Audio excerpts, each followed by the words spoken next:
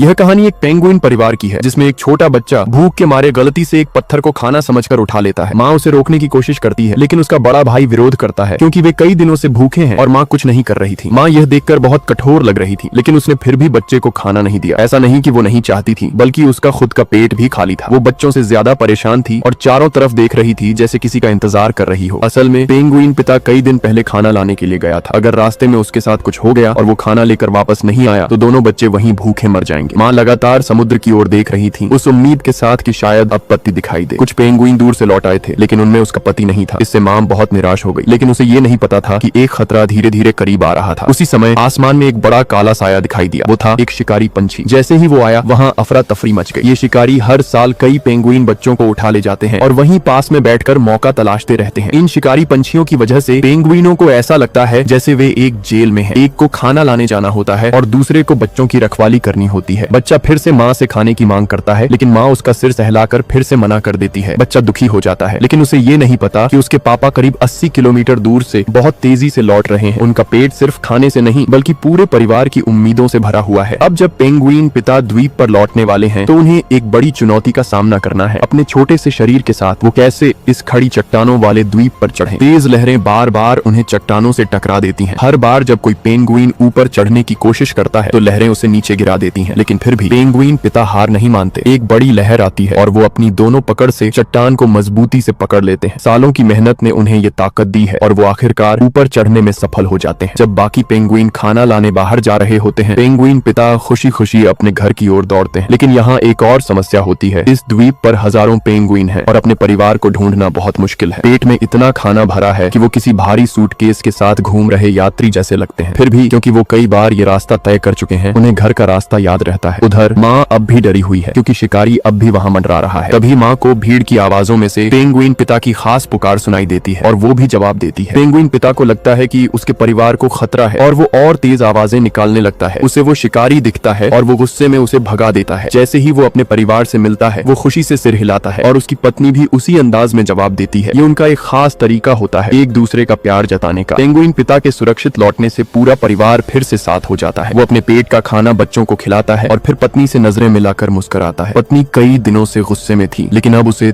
थोड़ा सुकून है। लेकिन ये खुशी ज्यादा देर नहीं टिकती क्योंकि अब पत्नी को खाना लेने बाहर जाना होगा। पेंगुइन पिता उसे जाते हुए देखता है और उसकी आंखों में चिंता होती है। क्या अगली बार वो सुरक्षित लौट पाएगी? फिर पत्नी उस खतरनाक चट्टान तक पहुंचती है जहां लहरें बहुत तेज होती हैं लेकिन वो एक बहादुर योद्धा की तरह बिना डरे समुद्र का सामना करती है। हालात चाहे जितने मुश्किल हों लेकिन उसके दिल में एक बहादुरी भरी हुई है। शायद यही होती है पेंगुइन की असली ताकत, हर हाल में जूझने का जज्बा।